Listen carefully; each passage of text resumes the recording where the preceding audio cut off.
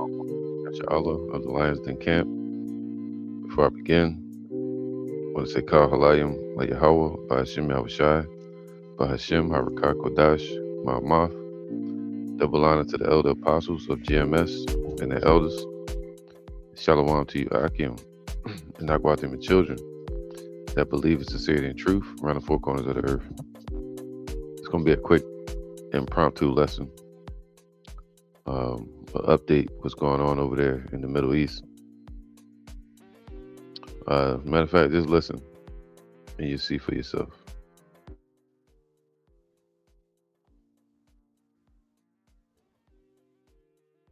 Listen to this. Sure, you've all heard the expression that a friend does not let a friend drive drunk. Well, the United States has been driving drunk for quite some time, and that dangerous behavior has to some extent been encouraged by Israel and its many supporters in Washington. I also would not doubt that Israel, accustomed to behaving with impunity towards its alleged friend and patron in Washington, might manufacture a pretext to draw the U.S. into a new conflict. If the United States' dangerous behavior has to some extent been encouraged by Israel and its many supporters in Washington, I also would not doubt that Israel, accustomed to behaving with impunity towards its alleged friend and patron in Washington, might manufacture a pretext to draw the U.S. into a new conflict. If the United States goes to war with Iran in the near future, it will not be because Tehran actually threatens America. It will be because Israel and its powerful lobby in the U.S. have succeeded in creating an essentially false casus belli to mandate such action. While it Everyone, let's remember that. Mhm. He warned people it would not be because Iran attacked the U.S., it's because Israel has moved forward with this persuasion of the United States to get the U.S. involved. The reality is Israel knows they cannot beat Iran on their own. Benjamin Netanyahu for years has been trying to get the U.S. involved in some type of conflict with Iran, just like he convinced the U.S. that they needed to get involved in Iraq. And we all know how that turned out. This would require American troops. This is not something that. All right, so you heard it for yourself. All right, so let's let's go to some scripture. Because we know a lot of those countries in the Middle East, they call the U.S. Big Satan. They call Israel Little Satan. All right, so Israel would be the least among those satanic groups of countries amongst Esau. So I'm gonna get this real quick.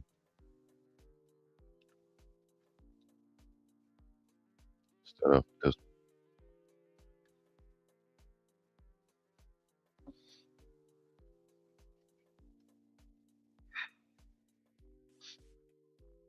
This is Jeremiah 50 and 45.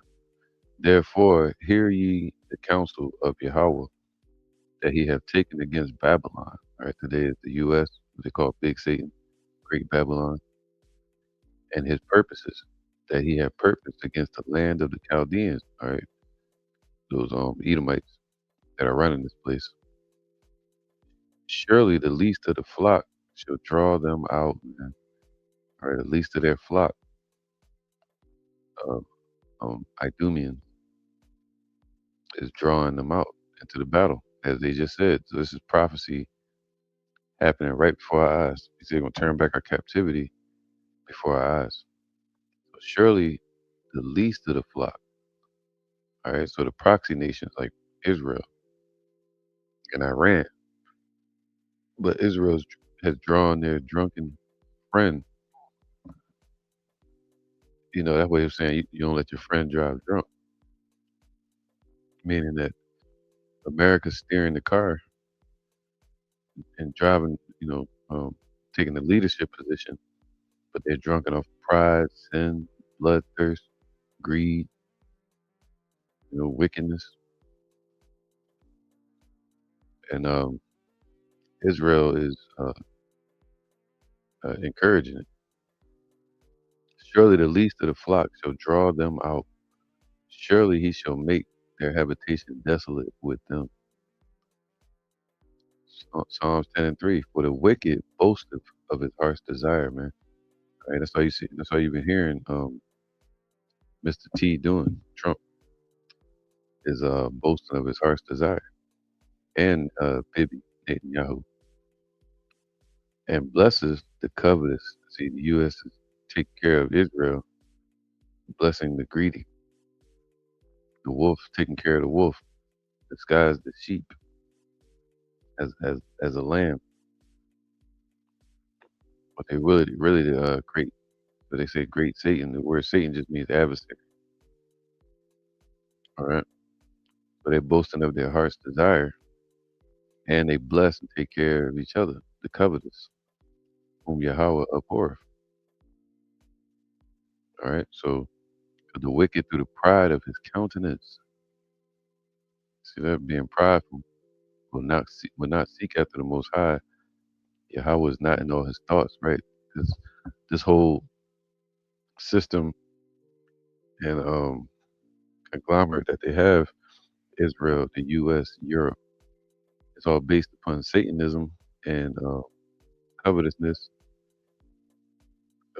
military, which goes into unaliving a lot of people for their own selfish gain, wars that start and people lose their lives for their own selfish heart's desire. His ways are always grievous. See, Habakkuk 2.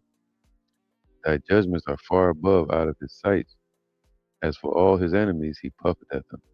He saith in his heart, I shall not be moved, for I shall never be in adversity. All right. So it said the least of the flock has finally drawn the U.S. to their heart's desire, which is to dominate the Middle East. But scriptures say the ones that dig a ditch or a pit for another, they shall fall into it. Isaiah 47 and 8. Therefore, now this, thou that art given to pleasures, right, being drunken, like he said, that dwellest carelessly, that sayest in thine heart, I am and none else besides me. I shall not sit as a widow, neither shall I know the loss of children. All right. So Israel sees this, and they see America bolstering with this type of stance towards these nations, making itself a target. So Israel is not really a friend to this America. All right. Says, but these two things shall come upon thee in one day: the loss of children, widowhood, meaning no lovers, no partners backing them. The loss of children, meaning no proxy nations going to be supporting Israel and America. And they shall come upon thee in their perfection. When everything is built up how it's supposed to, that's when the Lord is going to bring all hell upon these two nations. For the multitude of thy sorceries and for thy great abundance of thine enchantments. Right, through thy sorceries, man. For thou hast trusted in thy wickedness. Thou hast said, none seeth me. All right. Thy wisdom and thy knowledge, it hath perverted thee. And thou hast said in thy heart, I am, and none else besides me. That's what their goal is. They want world domination. All right. All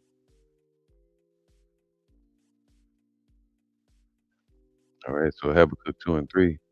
For the vision is yet for an appointed time. The prophecy is for an appointed time. The Most High is holding things back, moving some things forward, holding some things back, moving some things forward, controlling the time that we're in. The prophecies. But at the end, it shall speak. What's going to speak? The vision, the prophecies. Right? And not lie. Though it tarry, wait for it, because it will surely come. It will not tarry. So these things are happening right now. we've been prophesying for a long time that Israel's going to draw the U.S. into the battle, and we're witnessing it happen right now. And we said, though it tarry, wait for it, but it's surely going to come. Right? Seeming, meaning, even though it's happening, people still can't believe it. And while they still stuck in their unbelief, the next prophecy is going to be happening.